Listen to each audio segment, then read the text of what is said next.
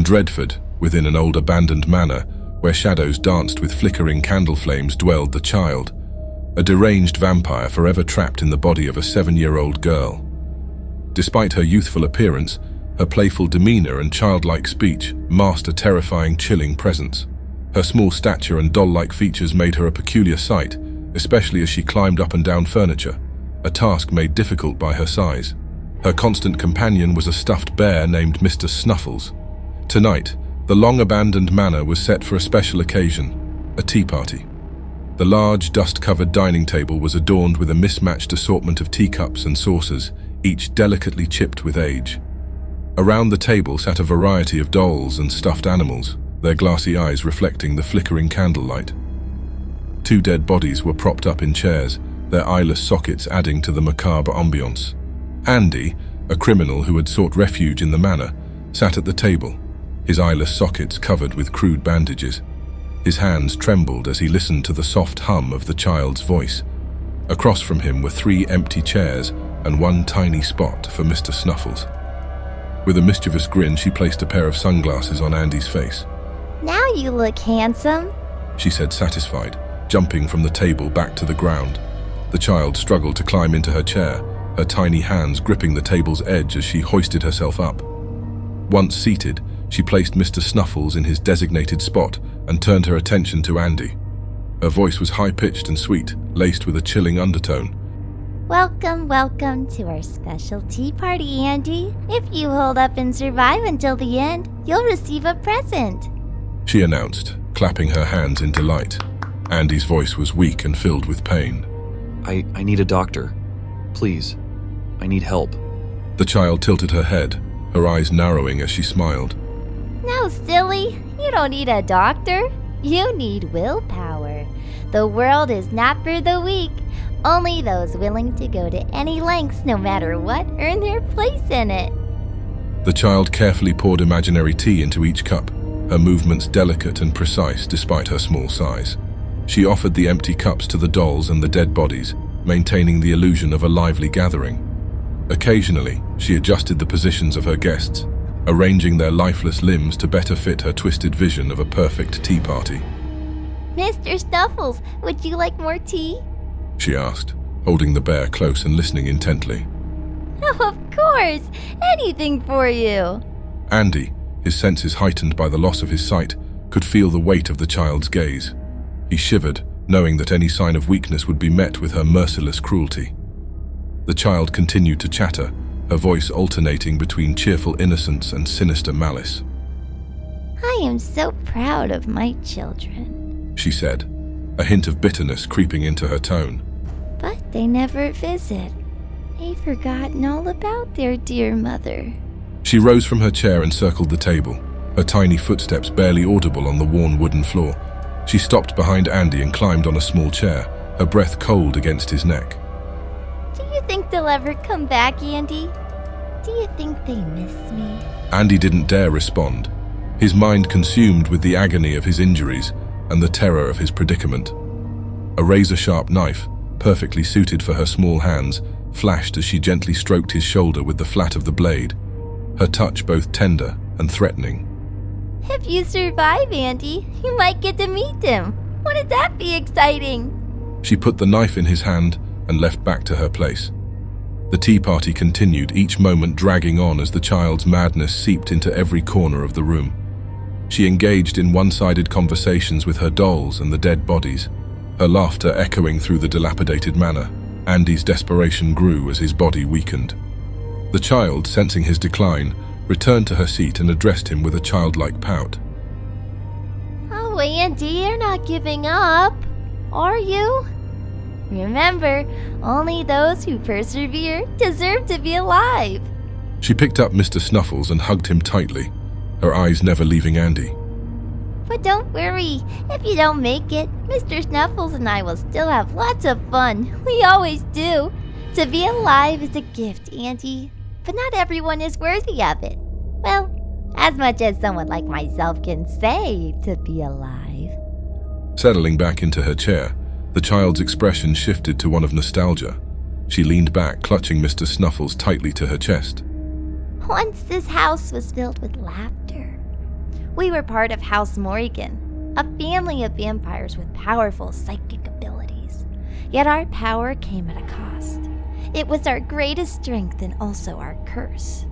Do you know how House Morrigan started? There's a story, you know. The child continued, her voice suddenly animated as she spoke of the legendary founder of House Morrigan. She was a remarkable one, you see, the daughter of a hero, though she didn't know half of it until she set out on her own journey. Her gaze lingered on him with a mixture of fascination and amusement.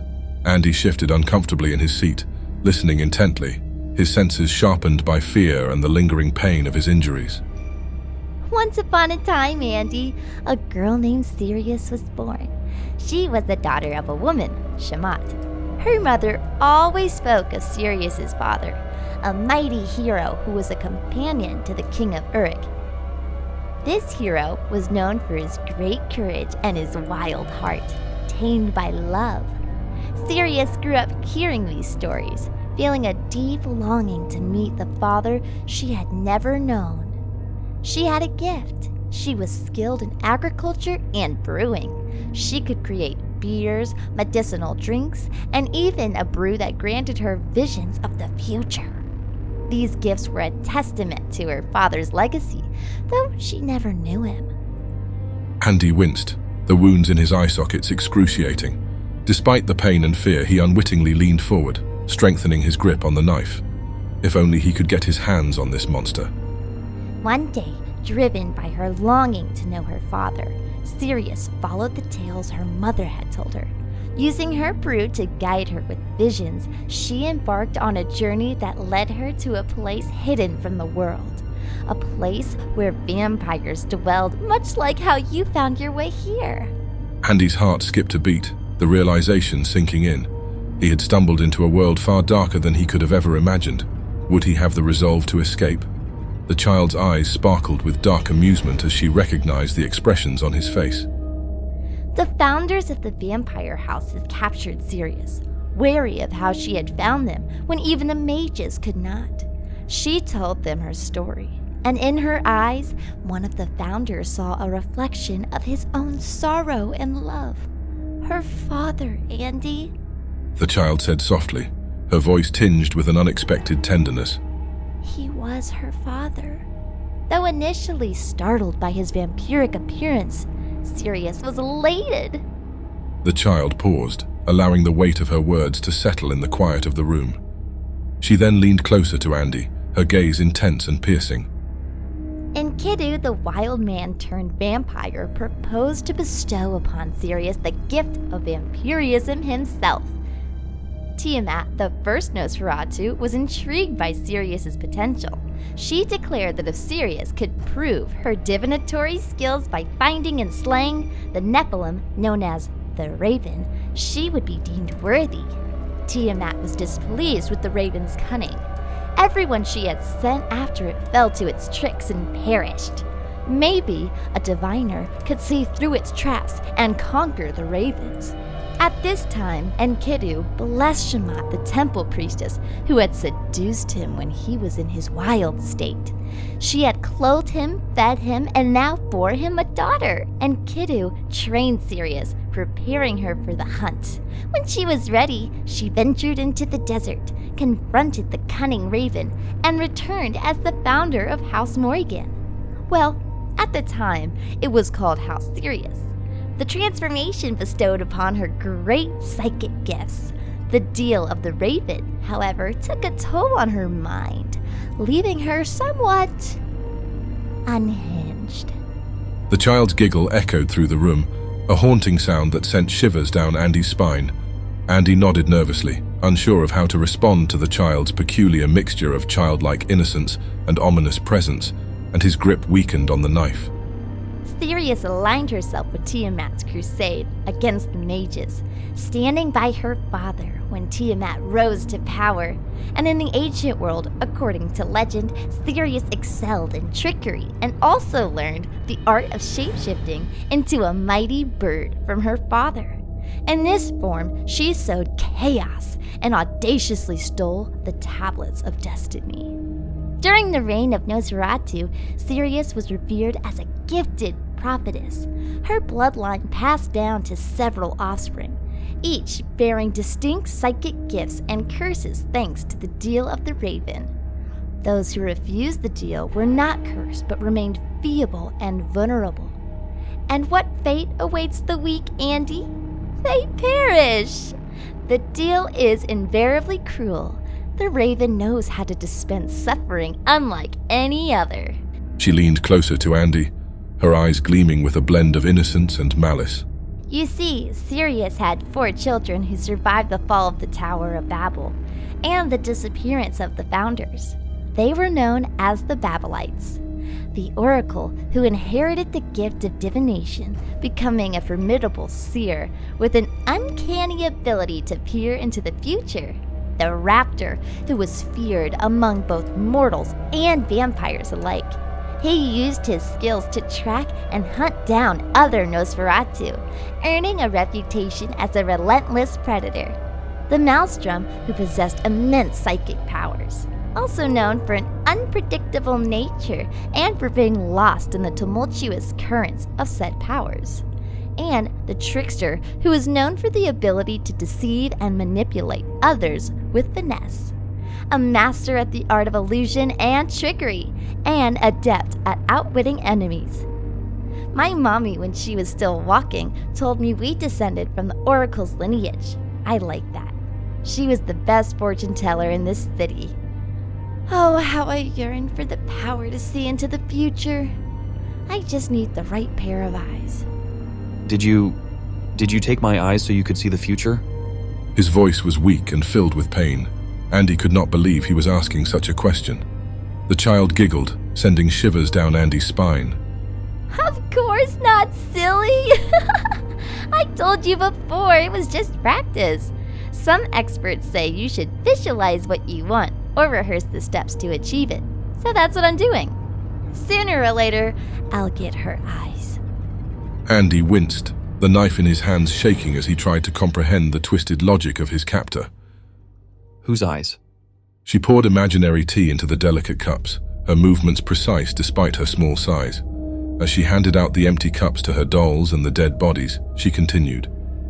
Oh, there's also another version of the tale that calls Sirius by another name, Ninkasi. But I don't like that one. Andy swallowed hard, his mind racing with fear and confusion. Why don't you like it? The child pouted, her expression shifting to one of petulant annoyance.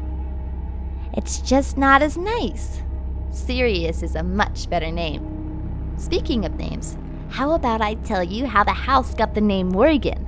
Andy nodded slowly, unsure of what else to do. He felt weaker, dropping the knife on the floor and realizing his chance at survival was slim. In the misty realms of ancient Ireland, Morrigan, once a mortal woman of unparalleled beauty and intellect, was transformed into a vampire by a member of House Sirius. She was welcomed into the ranks amidst a backdrop of tribal warfare. Morrigan swiftly adapted her immortal existence, honing her skills with her gifts under the guidance of her sire. Her ability to shapeshift into a raven, embodying the essence of our house's symbolic bird, became a hallmark of her prowess and influence. Andy listened intently, trying to focus on her words despite the throbbing pain in his head. As centuries unfolded, Morrigan's reputation as a formidable figure grew throughout Ireland. Her prophetic visions and manipulative cunning became renowned, influencing mortal affairs and shaping the course of history among both tribes and supernatural beings. Morrigan's interactions with Cuchulainn, the legendary hero of Irish mythology, were pivotal moments in her immortal saga. She tested his mettle in various guises. Tested him? Andy echoed, his voice barely audible. She paused, taking a sip from her imaginary teacup, her eyes never leaving Andy's face. Yes, in various tales, Morrigan appears to Cuchulainn in different forms. An old hag, a beautiful young woman, or a crow. She tested his bravery and martial prowess. One of these tests occurred when Cuchulainn encountered an old woman at a ford.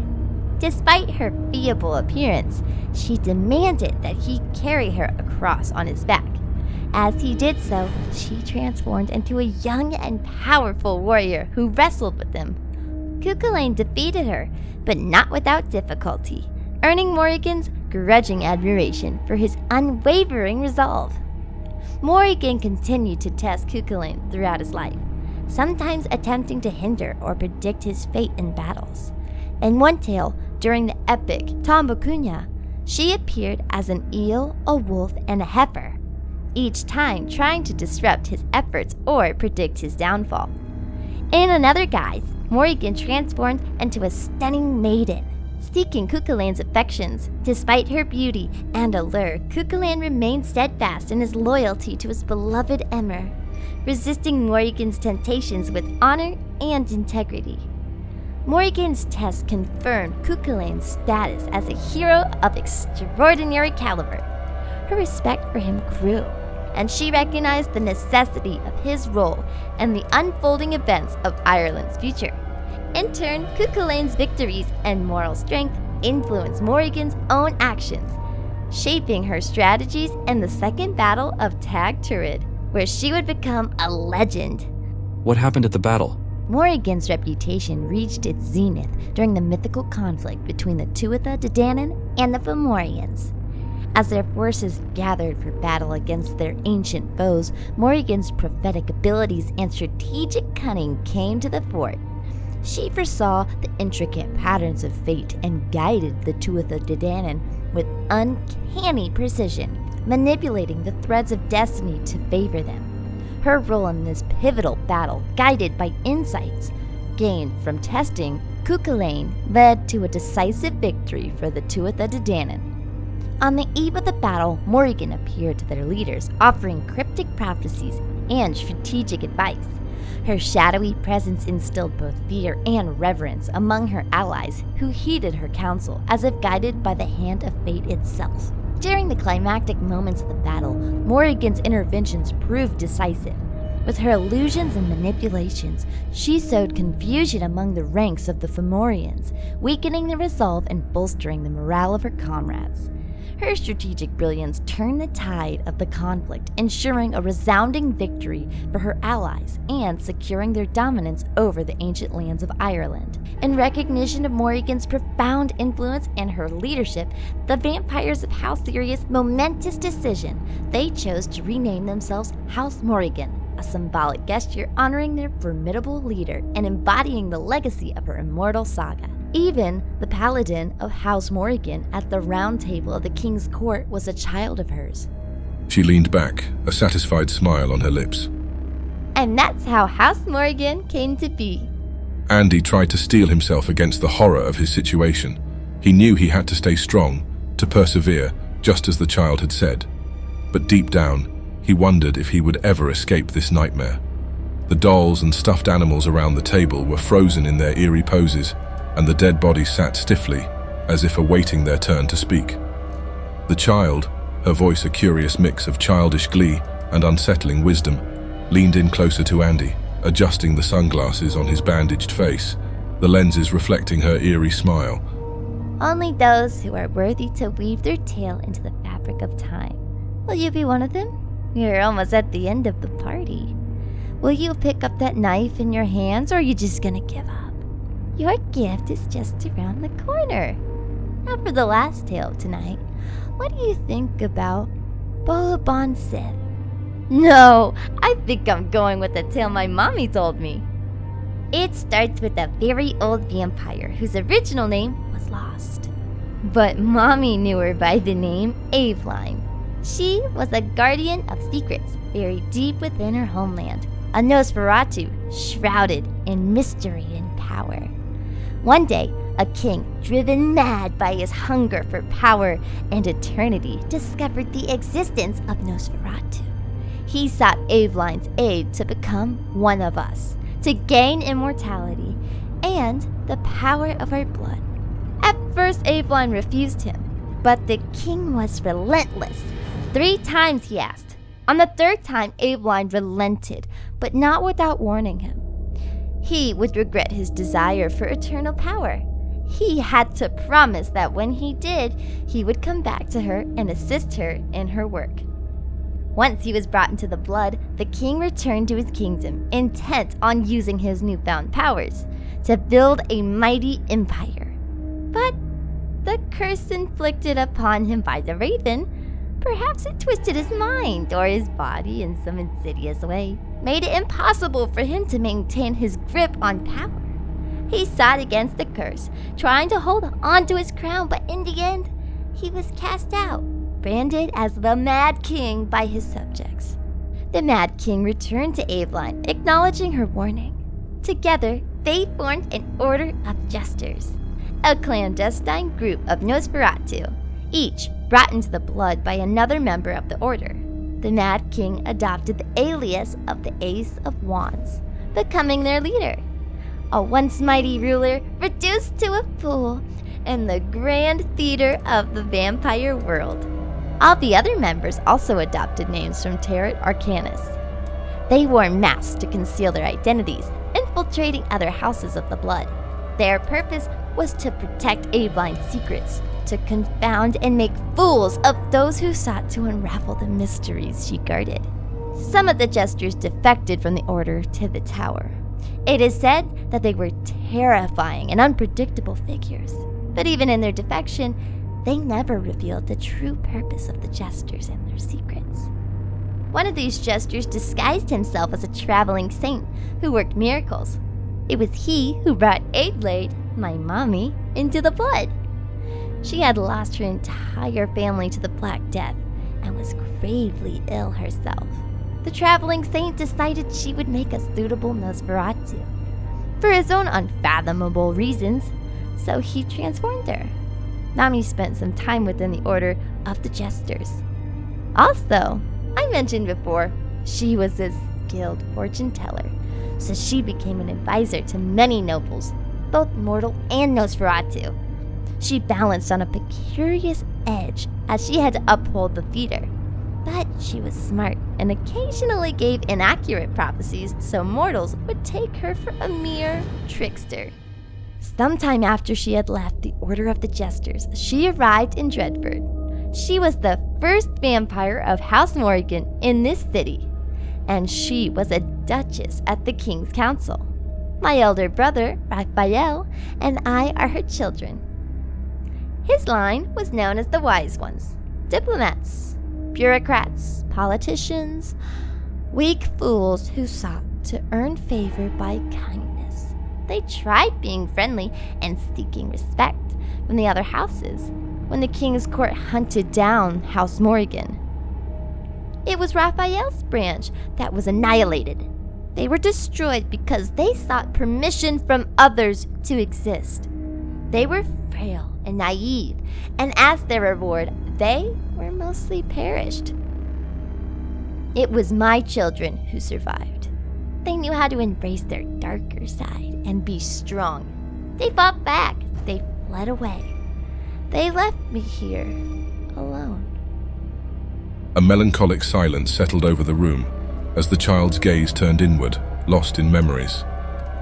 My children, they're out there somewhere, building new lives, carrying on our legacy, but they never visit. She straightened, her demeanor shifting back to a facade of childlike innocence. Perhaps they fear the court's retribution. Or perhaps they simply forgot their dear mother. The child rose gracefully from her seat, circling the table with a haunting elegance that belied her size. But I remain here, in this old manor, waiting, always waiting, until the time is right.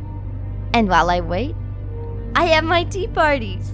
It's a lovely way to pass the time, don't you think? She returned to her seat, her eyes fixed on Andy with a piercing intensity. Now, Andy, remember what I promised if you persevered? But there was no response. The child's gaze softened briefly, a fleeting moment of something resembling pity crossing her features. Willpower, Andy. It's the greatest gift, but it's not for everyone. You don't want to live so fiercely. You wanted help. Instead of helping yourself, I gave you the knife and everything. Unfortunately, you had the same weakness my brother and his children had. And he is not around to give you his gift anymore.